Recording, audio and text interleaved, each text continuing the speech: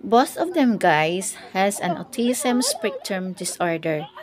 So, yung isa ay anak ko, siya ay 13 years old and of course Okay, yung isa ay 6 years Rohiel, old come. only. Come here.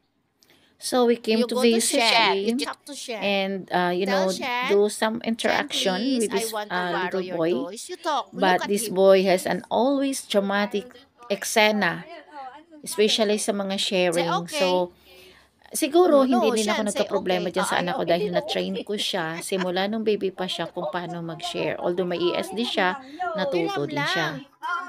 So, yung anak ko, kagaya din itong isa Hindi kayo, before friend-friend na kayo ni zero Kuya Rohilan. verbal.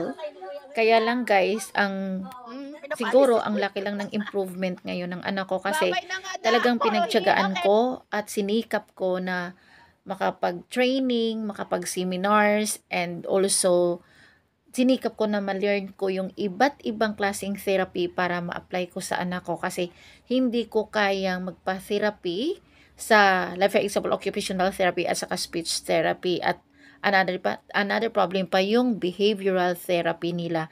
So, kailangan tayo talaga na nanay ang magtiyaga at hahanap ng paraan kung paano maging okay ang anak natin.